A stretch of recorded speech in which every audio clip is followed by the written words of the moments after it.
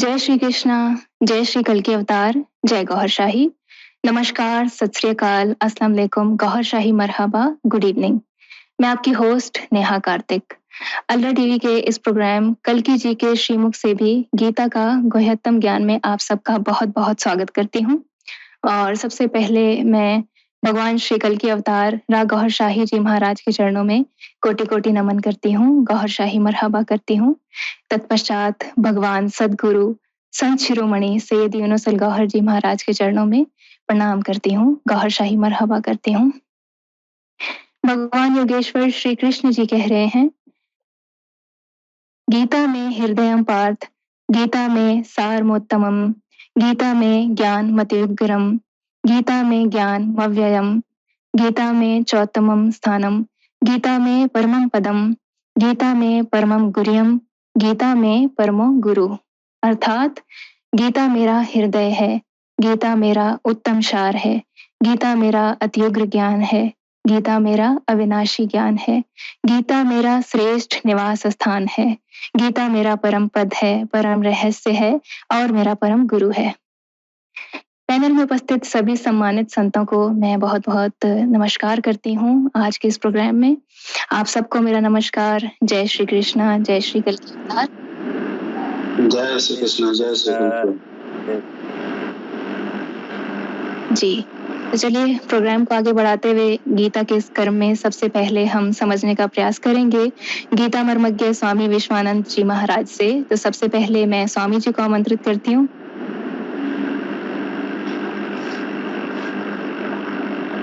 Question number 1, राजा युधिष्ठिर का अनंत विजय शंखनाद, नकुल का सुबोध शंखनाद, सहदेव का मणि पुष्पक शंखनाद, मानव शरीर के आकाश और पृथ्वी में गूंजने के बाद इन नादों ने कौरव पे क्या असर किया, वो समझाने की कृपा करें। जी स्वामी जी। भगवान श्री कृष्ण को हम नमन करते हैं और वरिष्ठ संतों को प्रणाम करते हुए बहन जी आपको भी नमस्कार, और जिन्हें भी हमारे प्रोग्राम देख रहे और आगे भी देखे वो सबको दिल से जय श्री कृष्ण, जय कल की अवतार, जय सदगुरु महाराज। तो बहन जी आपके प्रश्न की उत्तर की ओर जाते हैं। भगवान श्री कृष्ण को संपूर्ण जगत के मानव जात के सदगुरु कहा जाता है, क्योंकि उसके मुख से जो ज्ञान प्रकट हुआ है वो ज्ञान जाहिरी यानी के बाहरी भी समझा जाता है, और मानव शरीर जब तक इस संसार में मौजूद रहेगा तब तक समग्र मानव जात अपने शरीर में आंतरिक रूप में भी ये दिव्य ज्ञान को समझकर अपने आत्मा को आध्यात्मिक शक्तियों से शक्तिशाली बनाकर परमात्मा को मिल सके, वैसी विधि वैसी प्रक्रिया का ज्ञान ये दिव्य ग्रंथ श्रीमद् भगवत गीता में हाजिर है। अब बहन जी के जो प्रश्न पूछे उसका जवाब भगवान श्री कृष्ण ने इस अध्याय 1 के श्लोक नंबर 16 में इस प्रकार दिया है।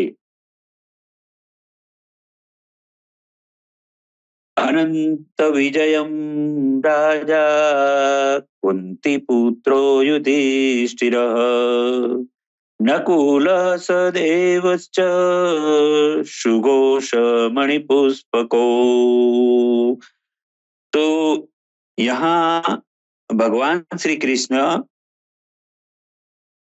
केवल बाहरी शंखनाद की बात नहीं कर रहे हैं, क्योंकि वे शंखनाद तो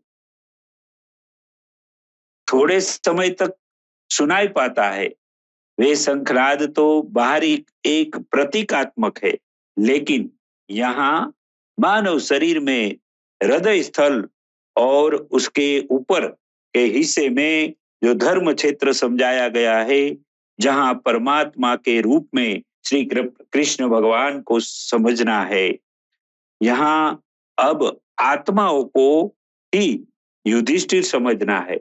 यहाँ आत्मा अभी युधिष्ठिर का रोल अदा कर रहा है वैसा समझना है, और उसकी मदद में जो परमात्मा रूपी श्री कृष्ण भगवान उसके साथ वहां है, तो ये दोनों की जोड़ी यहाँ हृदय स्थल में यानी कि धर्म से क्षेत्र में मौजूद है। ये समझते हुए ये युधिष्ठिर जब परमात्मा का नाम का जाप करता है, सिमरन शुरू करेंगे, तब हृदय में, हृदय स्थल में जो नाद प्रकट होगा और वो नाद से जो शक्तिशाली प्रकाश उत्पन्न होगा, वो प्रकाश का प्रवाह खून के साथ बहने से वो तीर का रूप धारण करेगा और उससे ही नाभि में स्थित ये दुर्योधन रूपी असुर यानी कि नफ्स पवित्र बन के हार मानने मजबूर हो जाएगा। यह मदद परमात्मा हर एक मनुष्य के हृदय स्थल में देते आए हैं।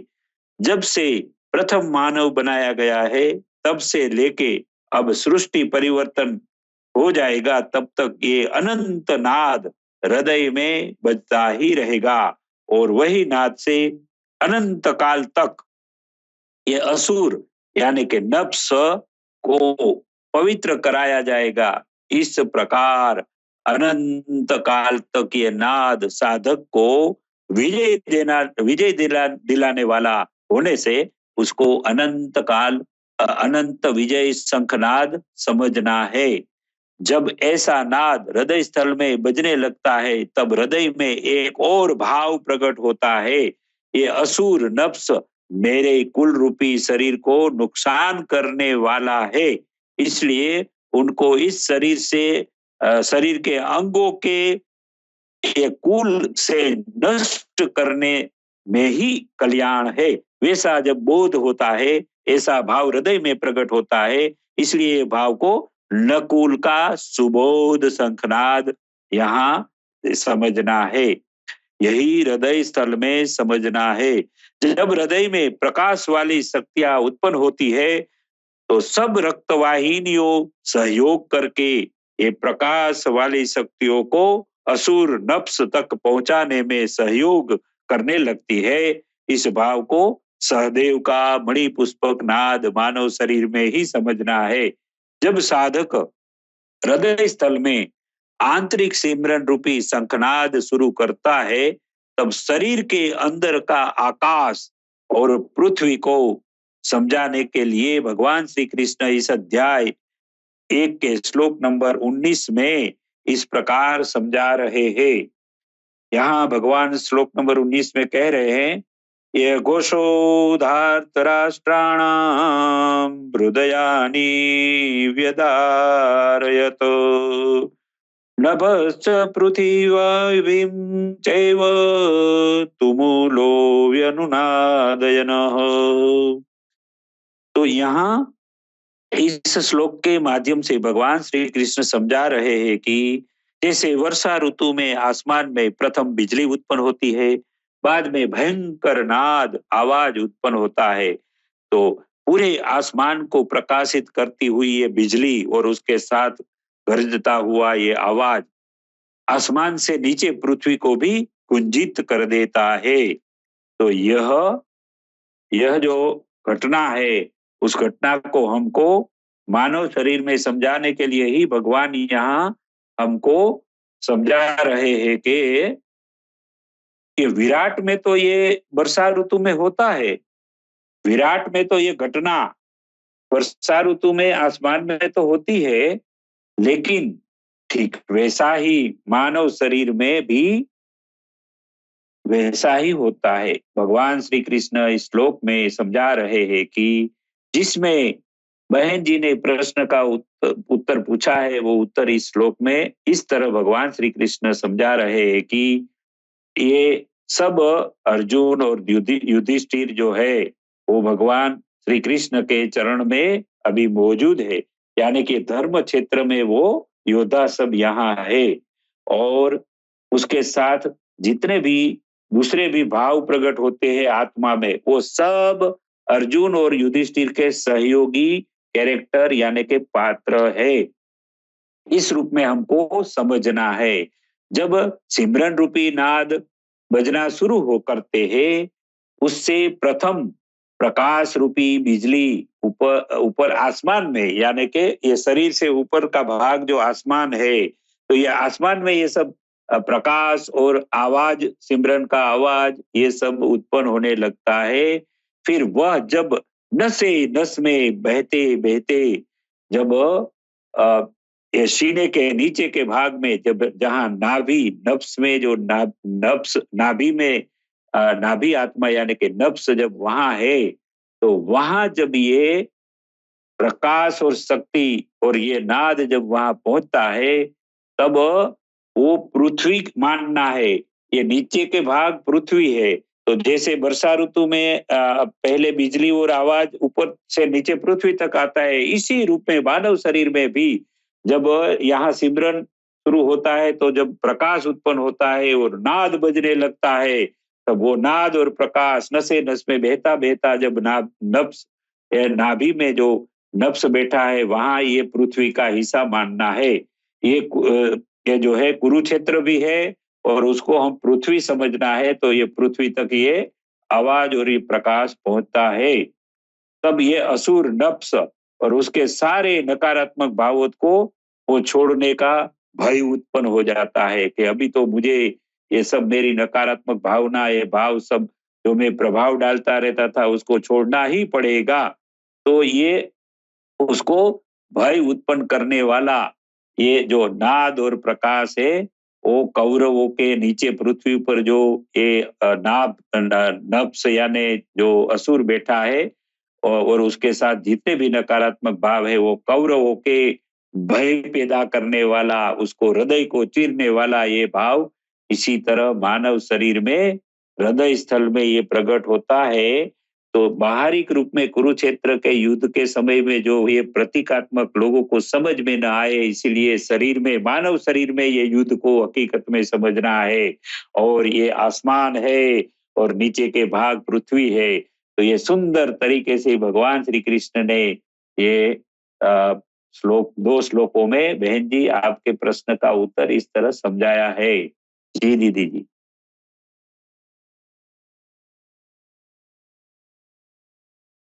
बहुत ही अच्छे से, बहुत सरल भाषा में आपने इस प्रश्न का उत्तर हमें दिया।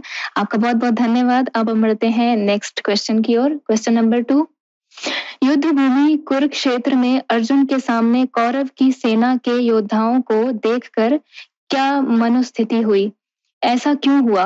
वो मानव शरीर में भी समझाने की कृपा करें। स्वामी सच्चिदानंद नाथ जी महाराज जी।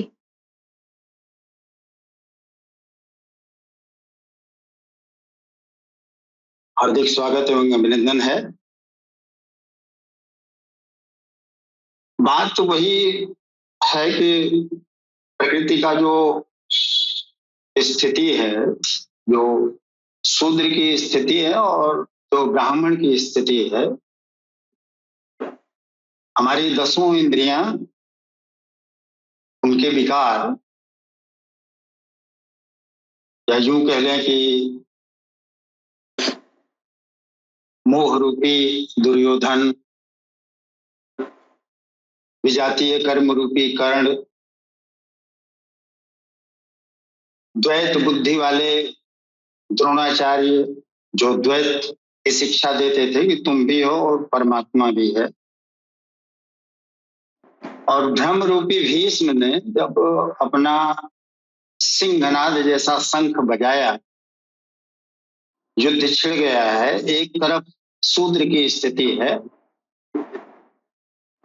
नफ्स अम्मारा की स्थिति है, जहां अज्ञान ही अज्ञान, अंधकार ही अंधकार, मोह ही मोह, आसक्ति ही आसक्ति, काम ही काम, ये सारे गुण विराजमान हैं। जो 111 अक्षौहिणी सेना है, 10 इंद्रियां हमारी और एक मन, तो ये सारे मन पे ही प्रभाव डालते हैं। कहा भी गया है कि मन एवं मनुष्याणाम कारणम बंधन मोक्षयोग, मन ही बंधन और मुक्ति का कारण है। तो इस मन को भ्रम रूपी भीष्म ने सिंहनाद जैसी शंख को बजा के विचलित किया। इस स्तर के मन को, जो इन स्तरों से ऊपर उठ गया है, वहां वर्णन भी आया है कि सफेद घोड़ों पे के रथ पे सवार कृष्ण और अर्जुन ने भी अलौकिक शंख बजाया। तो वो अलौकिक क्या जो इस लोक में ना हो?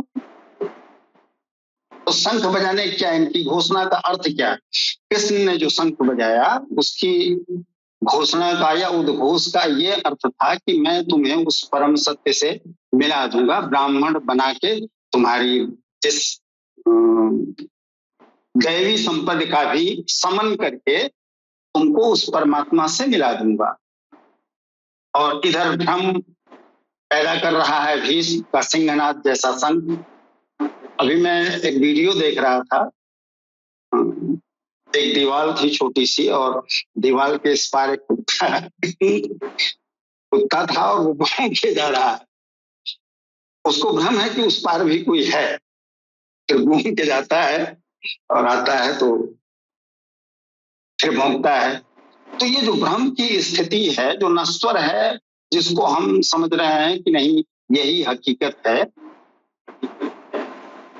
तो सफेद घोड़ों का सब अर्थ ये हुआ कि हमारी जो बुद्धि है वो सात्विक बन चुकी है, सफेद, उसमें निर्मलता आ गई है, कोई दाग अवशेष नहीं है।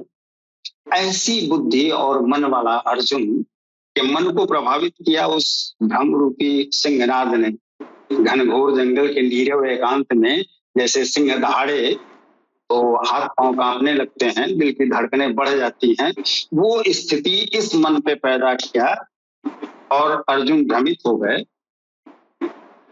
और वही कह रहे हैं कि यहाँ तो सब अपने ही अपने हैं, जिसकी हम कामना करते हैं वो भी अपना है, जिससे हम आसक्ति रखते हैं वो भी अपना है। तो सारे तो अपने हैं और इनका नाश करके जब परिवार ही नहीं बचेगा तो ऐसी विजय का होगा क्या? क्योंकि भ्रम ने इनको भ्रमित कर दिया है। क्षत्रिय वर्ण के साधक हैं, आधा केवल रजोगुण बचा है। क्षत्रिय वर्ण की जो विशेषता बताई गई है उसमें आधा सतगुण और आधा रजोगुण होता है। तो आसक्तियां वगैरह हैं इसमें, तो ये कह रहे हैं कि ये हम जब खत्म ही हो जाएगा सब, कुछ शेष ही नहीं बचेगा, तो फिर ऐसी विजय का अर्थ क्या है? मैं रह के भी क्या करूंगा? क्योंकि अभी विराट रूप का दर्शन नहीं हुआ है ना, उस सत्य का बोध नहीं हुआ है, तो भ्रम उस बिंदु तक लगा रहता है। ये जो स्थितियां हैं वो यही दर्शा रही है।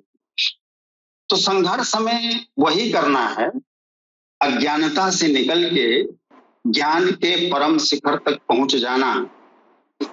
उसमें जो बाधा की स्थिति है वही आज अर्जुन की स्थिति है। अर्जुन भ्रम रूपी भीष्म के शंखनाद से थोड़ा सा डर गए हैं, अपने सारथी पे भरोसा नहीं है, जबकि रथ जो है, जो मन है उनका, वो निर्मल हो चुका है। इस स्थिति के बाद भी ये भ्रम बना रहता है। तो सबसे बड़ा सूल तो यही है ना कि हम भ्रम में हैं। ये भ्रम मिट जाएगा, ये माया मिट जाएगी, हम सत्य को जान लेंगे। तो सत्य को जान लेना ही ज्ञान है।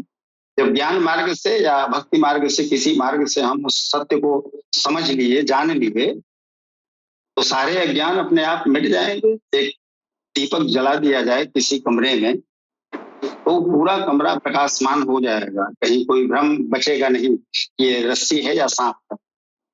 तो इस भ्रम का मिटाना ही, अपने मन को भी समर्पित कर देना, अपने अहंकार को भी समर्पित कर देना, ये दोनों चीजें शेष रह गई थी अर्जुन में। क्योंकि युद्ध का अभी प्रारंभ क्षण है ना, वो आगे पीछे ही हो रहा है इनका मन।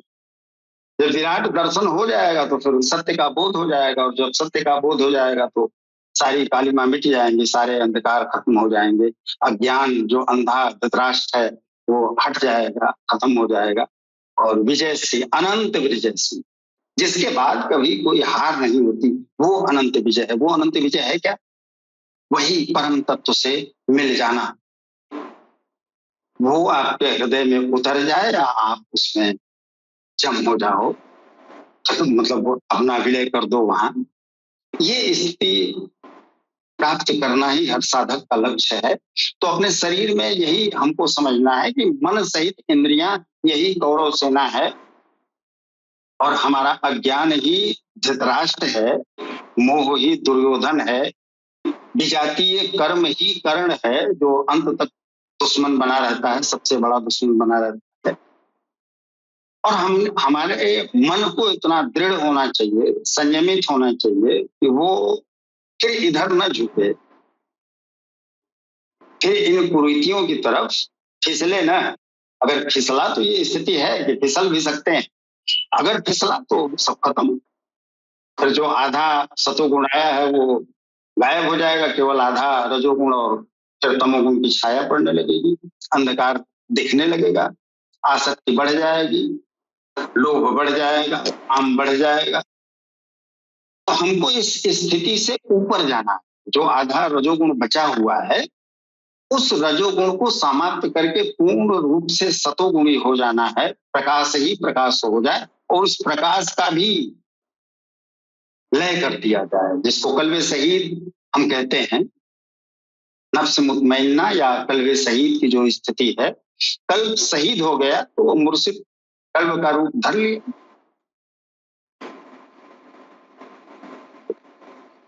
भगवान कृष्ण भी जो कह रहे हैं कि ईश्वर सर्वभूतानां हृदय अर्जुन तिष्ठति भ्रामयन् सर्वभूतानि यंत्रारूढ़ानि माया, तो हृदय में ही रहता है। तो अवतरण तो यही होगा उस मुर्शिद का, या उस कृष्ण का, या उस परम सत्ता का।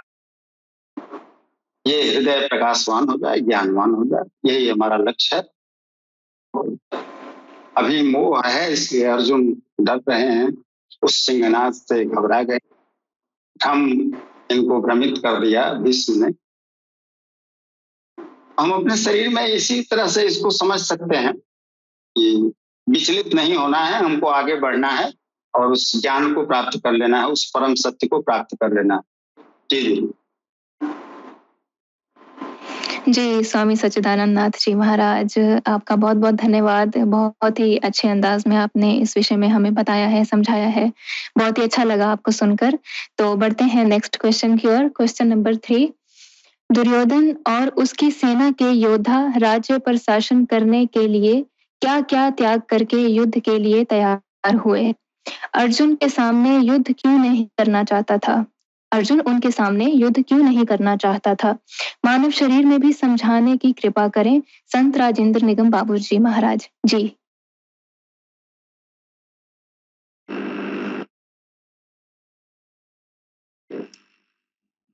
पैनल में बैठी हुई दिव्य आत्माओं को मैं सर नवाकर प्रणाम करता हूँ। तत्पश्चात बहन के सवालों का जवाब देने का प्रयास करता हूँ।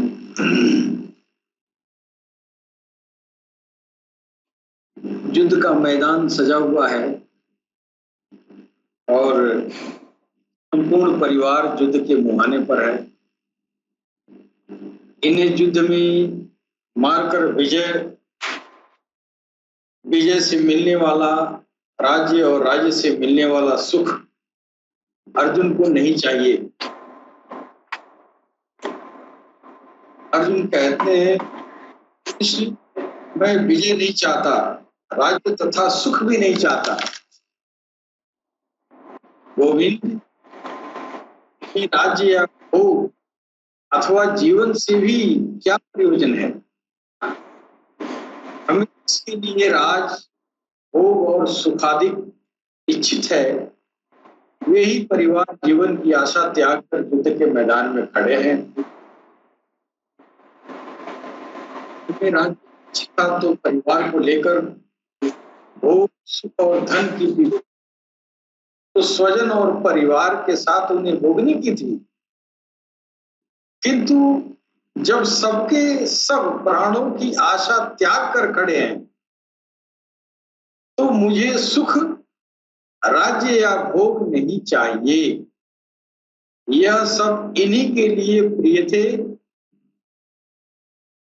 इनसे अलग होने पर हमें इनकी आवश्यकता नहीं है। जब तक परिवार रहेगा तभी तक ये वासनाएं भी रहेंगी। झोपड़ी में रहने वाला भी अपने परिवार, मित्र और स्वजन को मारकर विश्व का साम्राज्य स्वीकार नहीं करेगा। अर्जुन भी यही कहता है कि हमें भोग प्रिय थे, विजय प्रिय थी, किंतु जिनके लिए थी, जब वे ही नहीं रहेंगे तो भोगों से क्या प्रयोजन है। अब इस युद्ध में मारना किसे है? इस युद्ध में आचार्य, ताऊ, चाचे, लड़के और इसी प्रकार दादा, मामा, ससुर, पोते, साले तथा समस्त संबंधी ही हैं और इन्हीं को मारना है। ये सब जो है, जो चाचा चाची और ये दादा दादी, ये जो है पोता पोती जो भी है, ये सब जो है ये लोभ मोह है। इसी को जो है ये दादा दादी और ताता ताती कहा गया है और इसी को मारने पर ही वो जो है वो आगे का मार्ग प्रशस्त होगा। कुल मिलाजुला के वही है, नफ्स को ये जो है पवित्र करना, नाभी आत्मा को संतुष्ट करना और उस नाभी आत्मा के आधिपत्य में ये सब आते हैं। ये सब जो है जो मन की जो कामनाएं हैं, इच्छाएं हैं, उन्हीं को ये जो है ताऊ, ताता, चाचा, ये ससुर, पोते, साले, ये सगे संबंधी कहा गया है। तो यहाँ कृष्ण कह रहा है, हे मधुसूदन, मुझे मारने पर भी अथवा तीनों लोगों के राज्य के लिए भी मैं इन सबको मारना नहीं चाहता, फिर पृथ्वी के लिए ताना ही क्या। कह रहा है कि आप हमको तीनों लोगों का मालिक बना दें, उस पर भी हम ये काम नहीं करेंगे। और यहाँ तो धरती पर चंद दिन रहना है और यहाँ के ये जो है सुख समृद्धि के लिए हम इतनी बड़ी कुर्बानी नहीं देंगे। 18 क्षौड़ी सेना में अर्जुन को अपना पूरा परिवार ही दिखाई पड़ रहा था। इतने अधिक स्वजन वास्तव में है क्या? वस्तुतः अनुराग ही अर्जुन है। भजन के आरंभ में प्रत्येक अनुरागी के समक्ष यही समस्या रहती है।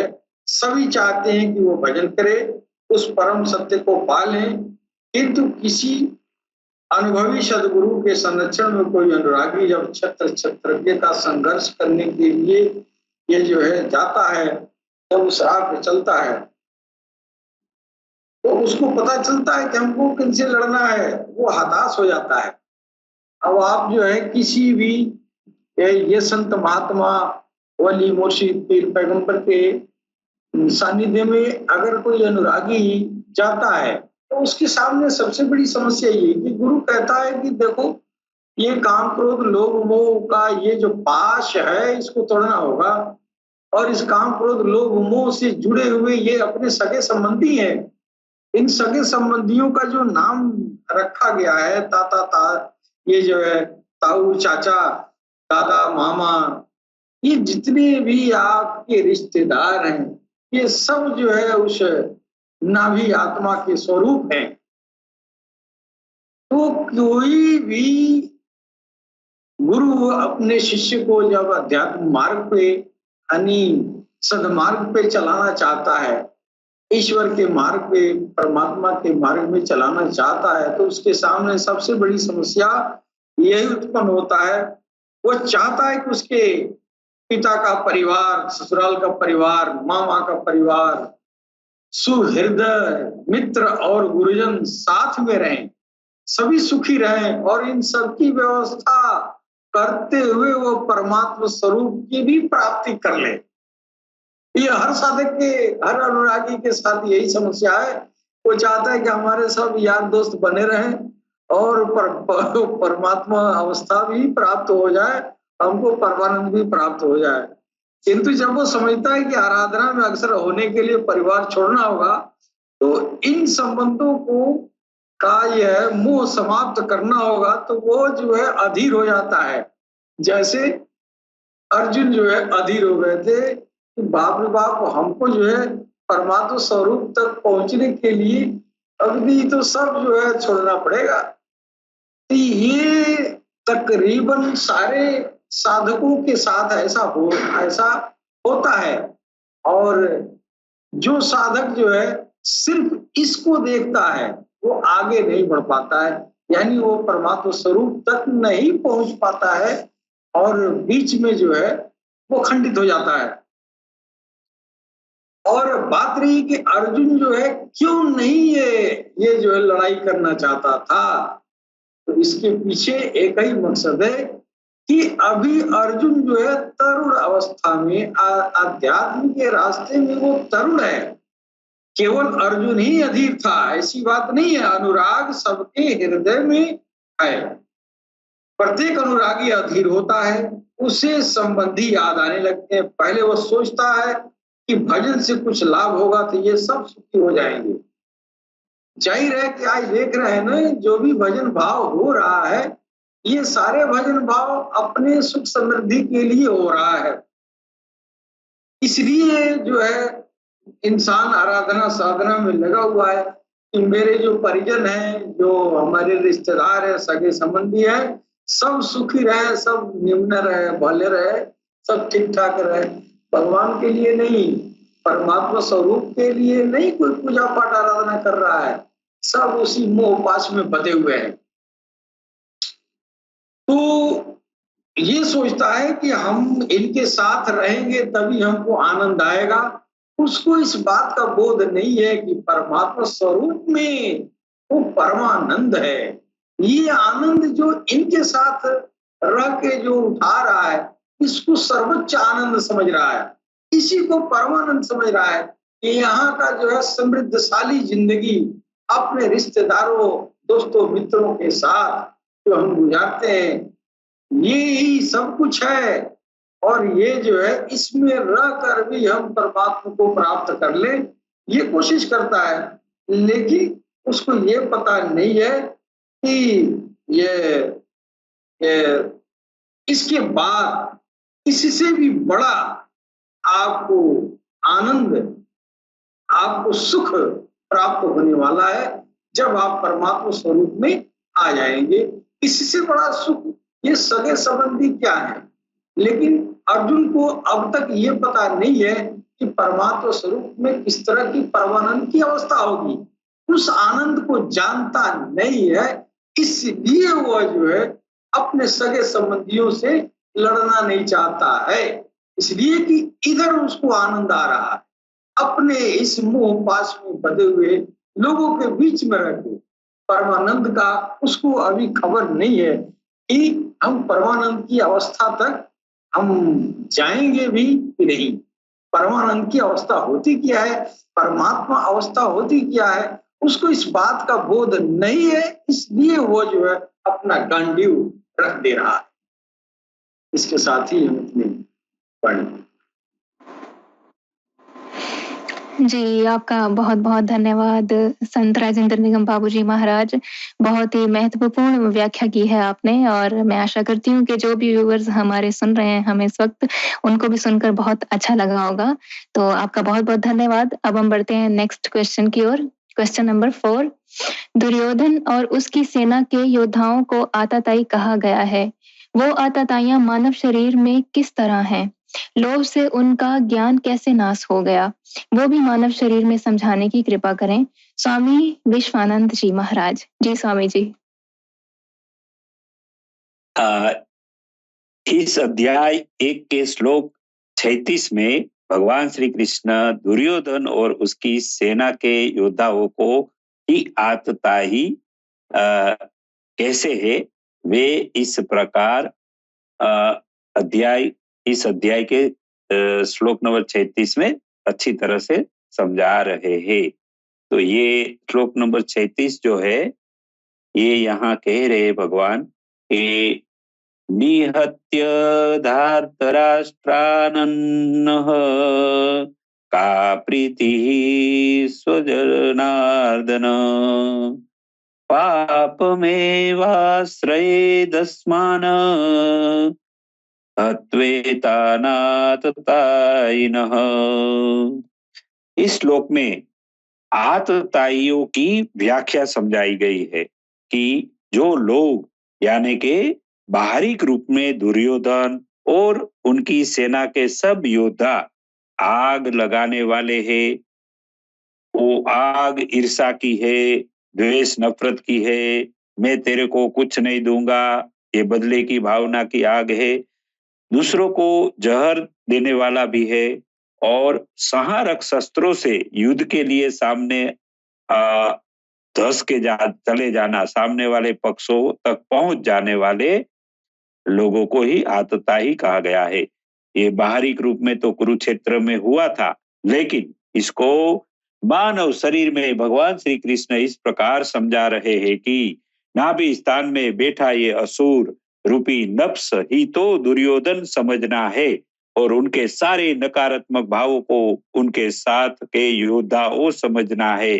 वे मानव शरीर में आत्ता ही इस प्रकार समझना है, वे नाभि आत्मा नफ्स असुर और उनके सब नकारात्मक भावों हमेशा हृदय स्थल में स्थित, ये जो हृदय स्थल में जो स्थित है जीवात्मा, वो अपनी नकारात्मकता रूपी नार यानी कि आग फैला कर अपने बस में रखने का हमेशा वो चाहता है। इसीलिए वे बार बार उनकी नार की नकारात्मक भावों की आग को और बुरे भावों का प्रभाव रूपी जहर जीवात्मा और उनके सहयोगी भावों पर डालकर वैसे सब बुरे भावों की बुराइयां रूपी हथियारों से हर पल वे युद्ध करता रहता है। ऐसे ये अपने आग आग लगाने वाले यानी जहर देने वाले और नकारात्मक भावों रूपी संहारक शस्त्रों से युद्ध करने वाले आतताइयों के रूप में मानव शरीर में ही है।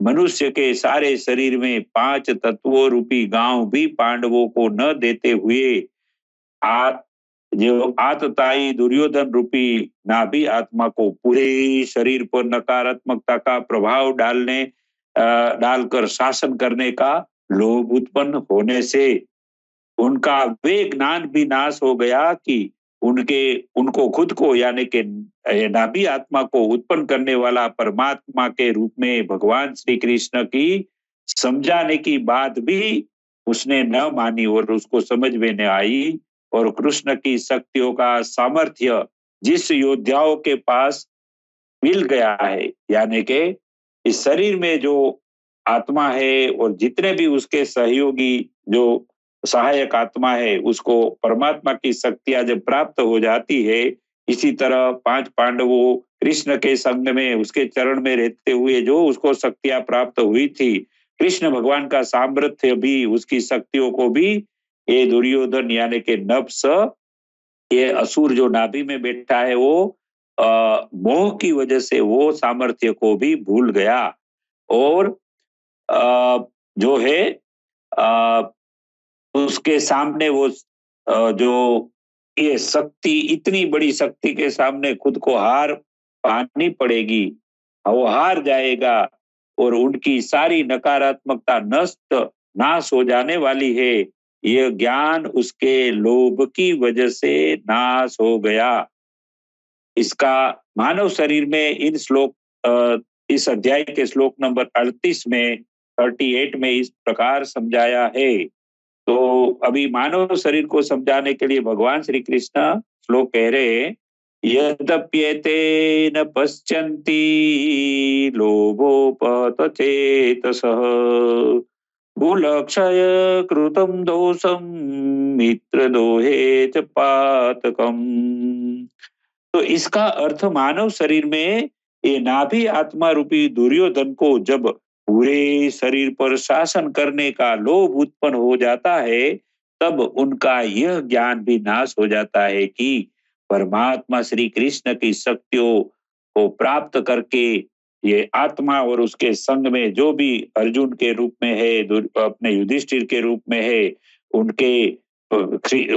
उनके सहयोगी स्वयं श्री परमात्मा कृष्ण है, और ये सहायक आत्माओं की शक्तियों से प्रकाशित तीर, जो प्रकाशित तीर यानी कि ये प्रकाश, नूर, शक्तियां, ये उनके तक पहुंचेगी और उसकी सारी नकारात्मक भावों को नष्ट कर देगी, अपना शासन नष्ट कर देगा। ये उनकी हार निश्चित है। वो ज्ञान उनका जो नाश हो गया था, यही मानव शरीर में हमको समझना है। जी दीदी जी। धन्यवाद। बहुत ही अच्छे से आपने इस प्रश्न का उत्तर दिया है, सुनकर अच्छा लगा। अब हम बढ़ते हैं नेक्स्ट क्वेश्चन की ओर। क्वेश्चन नंबर 5, पिंडदान तर्पण क्रिया नाश होने से सनातन कुल धर्म कैसे नाश हो जाता है? कुल की स्त्रियां दूषित हो जाती हैं, उनको मानव शरीर में भी समझाने की कृपा करें। स्वामी सच्चिदानंद नाथ जी महाराज। जी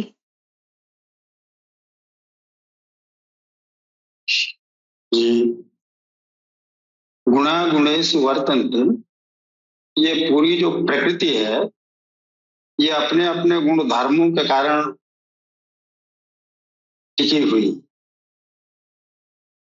और इस प्रकृति को जब हम सत्य मान लेते हैं, ये नहीं समझ पाते कि उस परमात्मा की का ही ये प्रतिबिंब है, ये उसी की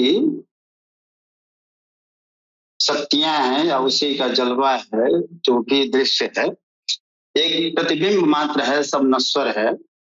लेकिन चूंकि वो गुणों में अपने अपने गुणों में रन कर रहे हैं, तो हम इसी भ्रम में जीते रहते हैं। तो वर्ण संकर की जो स्थिति है अर्जुन की नजरों में, वो प्रकृति के हिसाब से थी।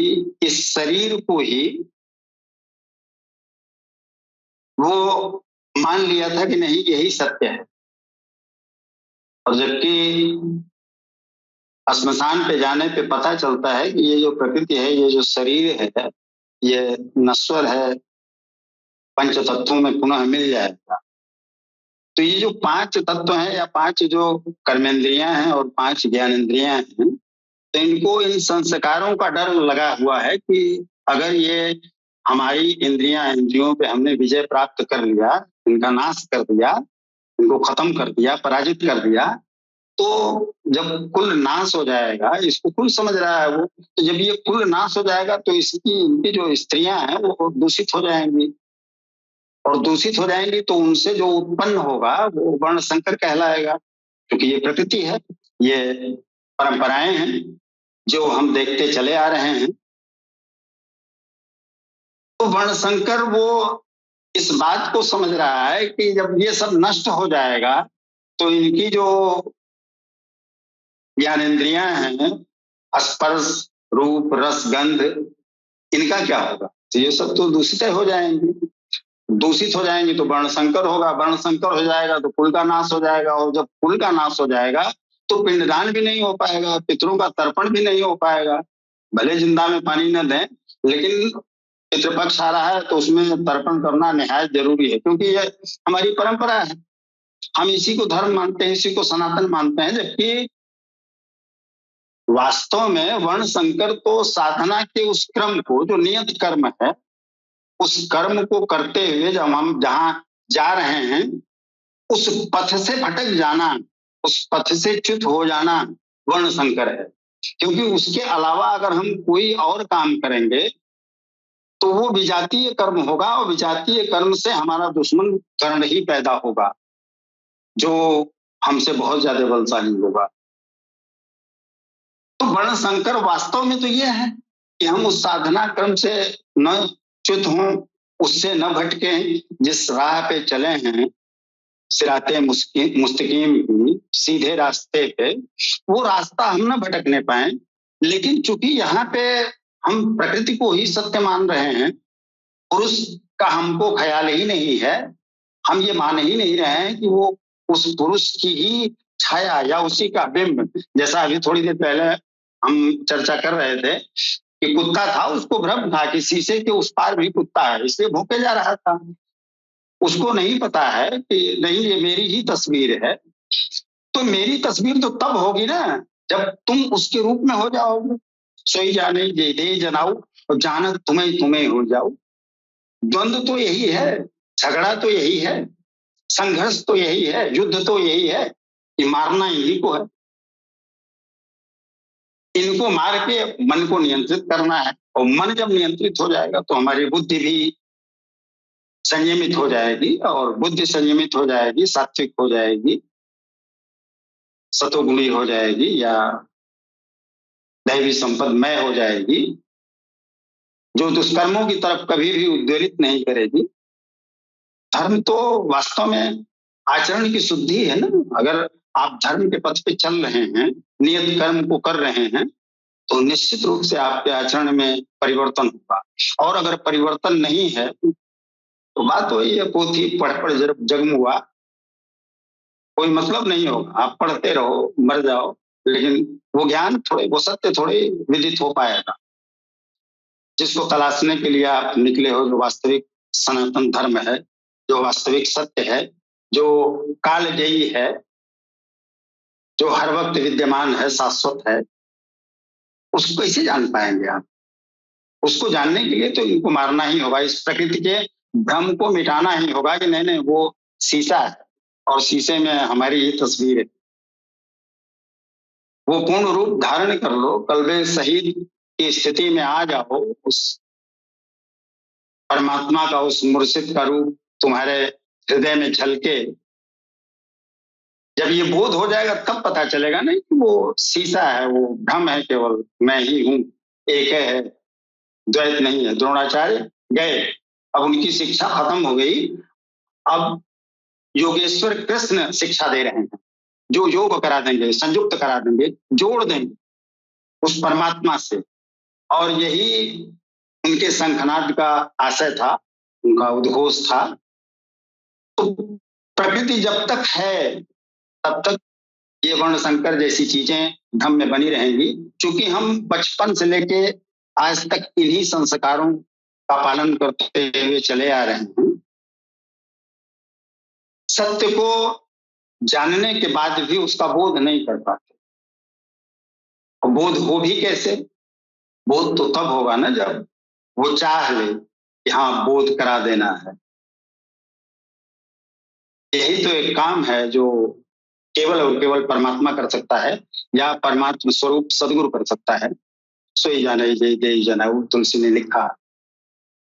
बिना उसकी मर्जी के कोई जान नहीं सकता, और जब तक नहीं जान रहा है तब तक इन परंपराओं में बंधा रहेगा। अन्य अन्य देवताओं की पूजा करता है। अब सावन चल रहा है तो भगवान भोलेनाथ का हर जगह रुद्राभिषेक होगा। नवरात्र आएगा तो भगवती दुर्गा का या भगवती काली की उपासना होगी। तो ये जो संस्कार चले आए हैं, उन संस्कारों से हम बंधे हुए हैं, क्योंकि गुणेश वर्तन्ते, ये मजबूरी है। काम अगर है तो वो अपना प्रभाव तो दिखाएगा ही दिखाएगा। अगर आपकी जवानी है और कोई कमनीय स्त्री सामने है तो इसको साध लो, तब तो आप साधक हो। और नहीं साध पाए तो उसका तो गुण है, वो अपनी तरफ आकर्षित करेगा और आप आकर्षित होंगे भी। ये प्रकृति है। इस प्रकृति से द्वंद्व करके ही उस पार जाना है। उस पार जाने के लिए सदगुरु की जरूरत है। जब वो रहेगा तो निश्चित रूप से इस प्रकृति के द्वंद्व से आप संयमित भले हो जाओ, लेकिन उस पार वही पहुंचा पाएगा। तो वर्ण संकर अपने साधना के क्रम से सीधे रास्ते से भटक जाना है, और भ्रम में हम जीते हैं। तो जो लौकिक वर्ण संकर है उसको समझते हैं कि नहीं, तो स्त्रियां किसी दूसरे वर्ग में चली जाएंगी तो वो वर्ण संकर पैदा होगा। तो ये प्रकृति का नियम है। प्रकृति अपने ढंग से अपना काम करेगी ही करेगी, लेकिन वास्तविक वर्ण संकर वो है जो आप अपने साधना क्रम से परिचित हो जाते हैं, प्रतिष्ठित हो जाते हैं, रास्ते को छोड़ देते हैं, भ्रम पैदा हो जाता है किसी भी कारण से। आप सतोगुणी स्थिति में आ गए हैं, आपका मन निर्मल हो चुका है, लेकिन उस स्थिति में भी अगर कोई भ्रम पैदा हुआ और आपने अपने नियत कर्म को छोड़ दिया तो वर्णशंकर हो गए आप। खैर अब तो इन सारी चीजों का कोई डर ही नहीं रहा, वर्णशंकर होने का की समस्या ही खत्म हो गई, क्योंकि जहां तक हम संघर्ष करके जिस स्थिति को प्राप्त करना चाहते थे वो अपने आप प्राप्त हो जा रही है। जहां हम पहुंचते थे वहीं से अब शुरुआत होगी, आगाज होगा उसके बाद। तो अब तो भगवान कल की अवतार सरकार गौर शाही वो दे रहे हैं जहां ये वर्ण संकर वगैरह की सारी झंझटें खत्म। कहाँ च्युत हो गए आप सो रहे हो, उठ रहे हो, जाग रहे हो, बैठ रहे हो, आप कुछ भी करो ना, क्योंकि प्रकृति से इस शरीर से कोई मतलब ही नहीं है। जिसको साधना करनी है वो कर रहा है, और ये हम प्राप्त करते थे इस शरीर को साध के। अब बिना साधे शरीर अपना काम करे, जिसको काम करना है वो अपना काम करेगा। उसको जगाने के लिए हम अपने शरीर को साधते थे, लेकिन अब स्टेज उसके ऊपर से, उसके आगे से शुरू हो रही है। तो वर्ण संकर हमारी समझ से यही है कि हम अपने साधना पक्ष से हट जाते हैं तो ये वर्ण संकर है। और बाद बाकी प्रकृति में अगर हैं तो प्रकृति तो अपना काम करेगी। फिर जो अर्जुन समझ रहे थे वही पूरा समाज समझता है। पिंडदान करेगा ही करेगा आदमी, पितरों का तर्पण करेगा ही करेगा, वो मजबूरी है, क्योंकि वो संस्कार में आ रहा है। उसको हम कैसे बंद कर सकते हैं? हम इसी को सनातन धर्म समझ रहे हैं। सनातन ये कहाँ समझ रहे हैं कि नहीं, सनातन धर्म का आशय ये है कि उस सत्य को प्राप्त कर लो जो शाश्वत है, जो अनंत काल तक रहने वाला है, जो जिसका कभी भी अंत नहीं हो सकता। हम उसको जानने का प्रयास कहाँ कर रहे हैं? हम तो परंपराओं को ही सनातन धर्म समझने लगे हैं, और यही सबसे बड़ा हमारे धर्म के पतन का कारण है। वास्तविक धर्म को न तो कोई हमारा संत महात्मा बता रहा है कि नहीं धर्म है क्या, उन्हीं परंपराओं को, उन्हीं संस्कारों को जो अब पुरानी टेक्नोलॉजी हो गई उसी पे चलते चले आ रहे हैं। मजबूरी भी है, ये गुण है प्रकृति का। मेरी समझ से यही है, अगर हम कहीं गलती में हो तो क्षमा करिएगा जी। मैं अपनी बात को खत्म करता हूँ। जी, आपका बहुत-बहुत धन्यवाद स्वामी सच्चिदानंद नाथ जी महाराज। बहुत अच्छा लगा आपको सुनकर, बहुत ही विशेष व्याख्या की है आपने। धन्यवाद। अब हम बढ़ते हैं नेक्स्ट क्वेश्चन की ओर। क्वेश्चन नंबर 6, जिनका कुल धर्म नाश हो जाता है, ऐसे मनुष्यों का वास नरक में होता है। इस बात को भगवान कल की अवतार सरकार गौहर शाही के आध्यात्मिक शिक्षाओं की रोशनी में मानव शरीर में भी समझाने की कृपा करें। सूफी संत राजेंद्र निगम बाबूजी महाराज जी।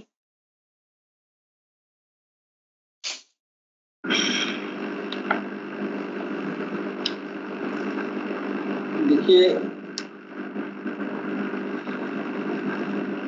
अभी स्वामी सच्चिदानंद जी महाराज ने इस वर्ण संकर से संबंधित बातें बड़ा अच्छा, बहुत अच्छे ढंग से उन्होंने समझाया है।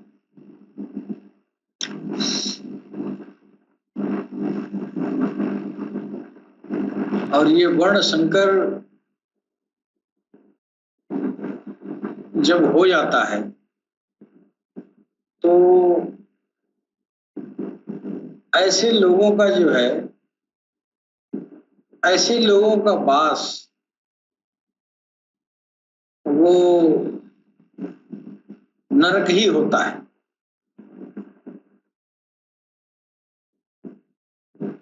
जैसा कि हमारे सच्चिदानंद महाराज ने बताया है कि आराधना पद से च्युत हो जाने के बाद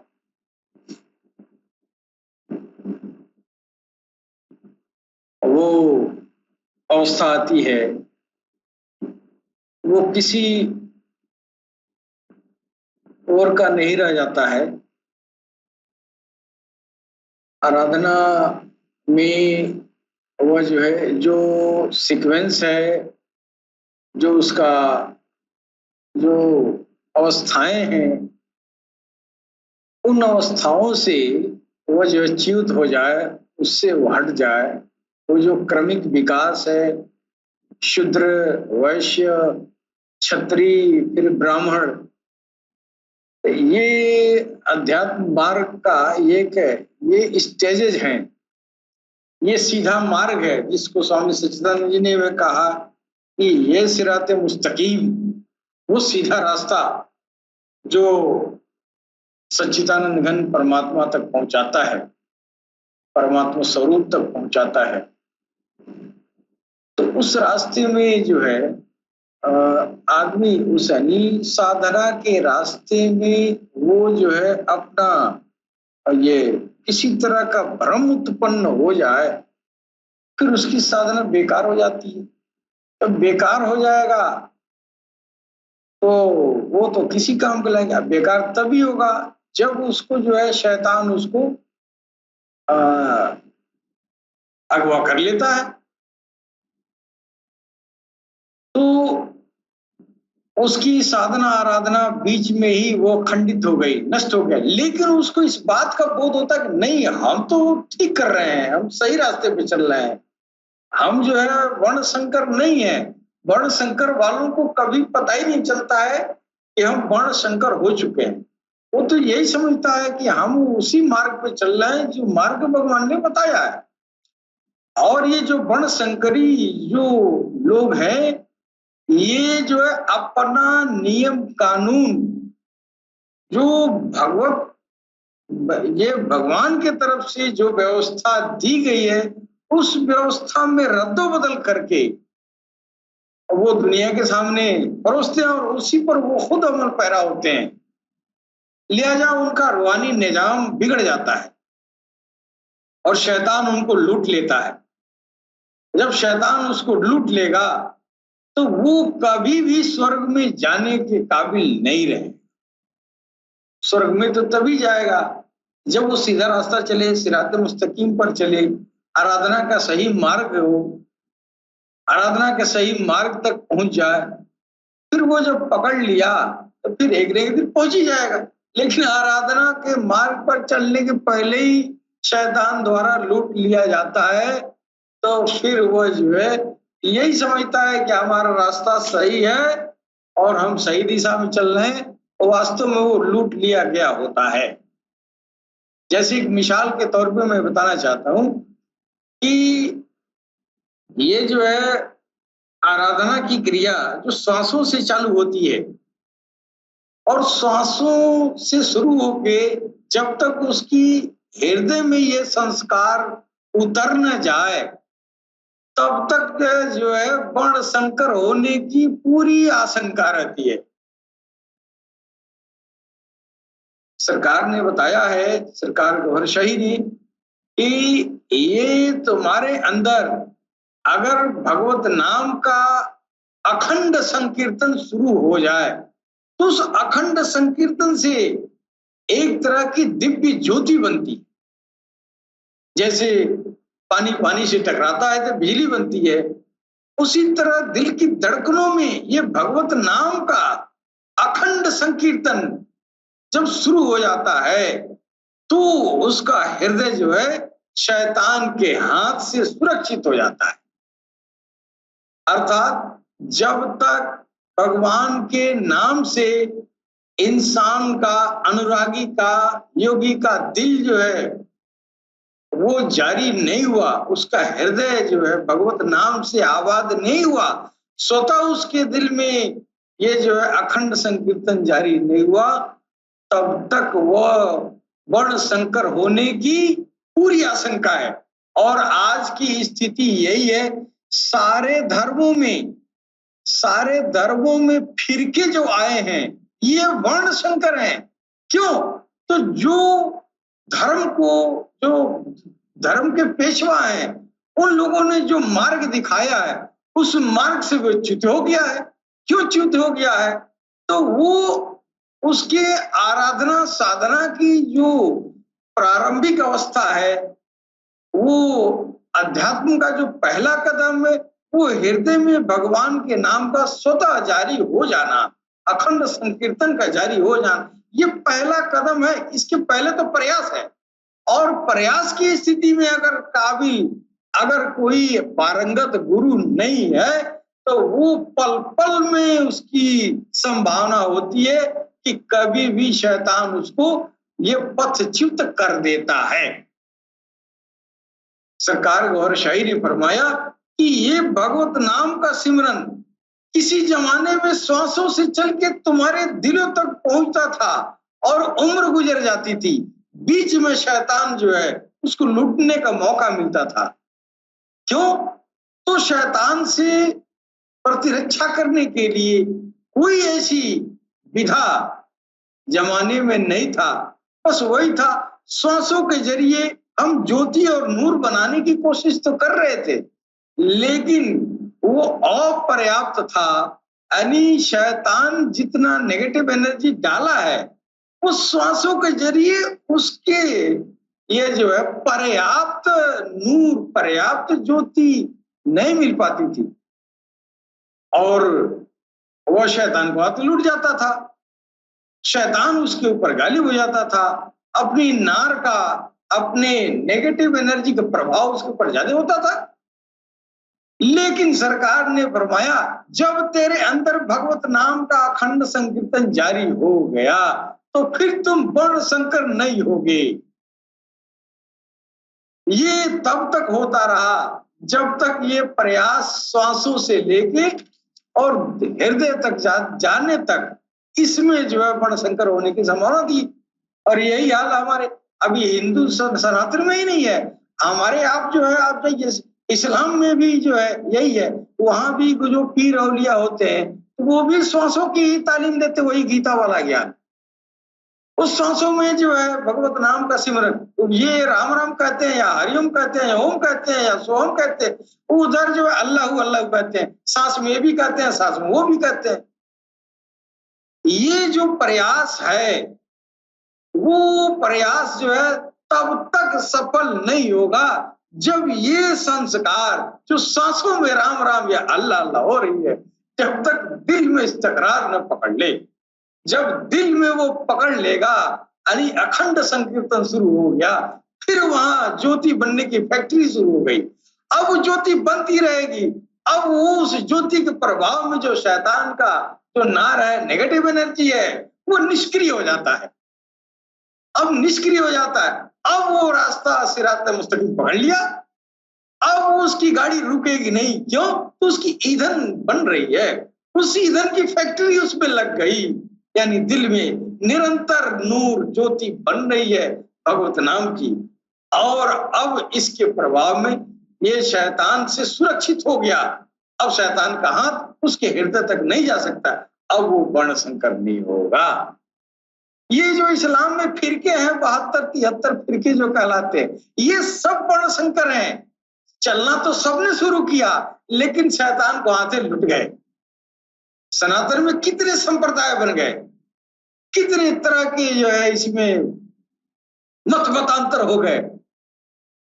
लेकिन जो भगवान कृष्ण ने गीता में जो रास्ता बताया, शूद्र और ये जो है वैश्य और क्षत्रिय ब्राह्मण, ये क्रम है विकास का। ये वो जाति धर्म नहीं है जो दुनिया में बताया जाता है, वो अंदर की उन्नति है, वो आध्यात्मिक उन्नति की अवस्थाएं हैं।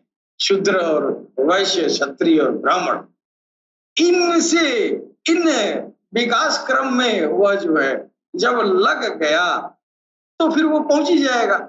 इस विकास क्रम को छोड़ के इधर ही शैतान के हाथों लुट जाता है, एक अपना मत बना के दुनिया के सामने पेश करने लगता है, उसके भी अनुयायी हो जाते हैं और उसके मानने वाले वो वर्ण संकर हो जाता है। नतीजन ये वर्ण संकर पूरी समाज को अध्यात्म रास्ते से च्युत कर देते। तो सरकार ने ये फरमाया है कि जब तक आपका दिल भगवत नाम के अखंड संकीर्तन में न लग जाए, तब तक आप वर्ण संकर होने का आपको बहुत चांसेज हैं। क्यों? तो कभी भी आपके ऊपर उस शैतान का हाथ पड़ सकता है, कभी भी वो अगवा कर सकता है। और उसने वादा भी किया था, आदम के जब जिस्म बनाया जा रहा था तो वहां ईश्वर के सामने उसने वादा किया था, ये आदम के पुष्ट में जितने भी इंसान होंगे, जो जो तेरे पास जाने का प्रयास करेगा, जो जो सिरात मुस्तकीम पर चलने की कोशिश करेगा, हम रास्ते में बैठ के और इनको रोकेंगे और नहीं तो इनको अगवा कर लेंगे। अगवा कैसे किया? वर्ण संकर बनाया, फिर अगवा कर लिया। अब वो रब की तरफ जाएगा ही नहीं, वो ईश्वर को पाएगा ही नहीं। तो ये जो है आज जो दुनिया में ये धर्म के नाम पे और ये जो है अध्यात्म के नाम पे जो फसादें हो रही हैं, ये इसलिए हो रही हैं कि दुनिया में वर्ण संकरता की बाहुल्यता हो गई है। अब वो गीता और कुरान की अक्षर सा जो नबी ने बताया, जो कृष्ण ने बताया, उस रास्ते को छोड़ के च्युत हो जाना वर्ण संकर हो गया। और इसी वर्ण संकर को रोकने के लिए भगवान कल की अवतार इमाम मेहदी अलैहिस्सलाम सरकार गौरशाही की आमद हुई है धरती पर कि सारी इंसानियत को, सबके दिलों में वो भगवत नाम की अखंड संकीर्तन जारी कर दें, ताकि वो शैतान का हाथ उसके दिल पर न पहुंचे, उसका कल्ब सलीम हो जाए, उसका हृदय सलामत हो जाए और वो अपने सिरात मुस्तकीम पर चलकर एक न एक दिन परमात्मा अवस्था तक पहुंच जाए। यही सरकार गौहरशाही की ये कृपा है इंसानियत के ऊपर कि जो सरकार गौहरशाही के इस अध्यात्म मार्ग को जो पकड़ लिया, वो कभी वर्ण संकर नहीं होगा, न ही वर्ण संकर की टोली में जा सकता है। उसका सीधा रास्ता उसके मोक्ष तक पहुंचाए। इसके साथ ही अपनी वाणी करूंगा। जी बहन।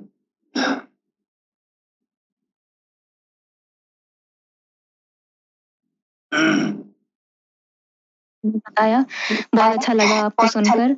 और आप सभी दिव्य आत्माओं द्वारा जो खूबसूरत ज्ञान आज हमारे साथ शेयर हुआ है, जो आपने हमारे साथ ये ज्ञान शेयर किया है, वो सुनकर हमें बहुत अच्छा लगा। हमारे मन को शांति मिली, अच्छा लगा, मन प्रसन्न हुआ और हमारी आत्मा बहुत ही आनंदित हुई।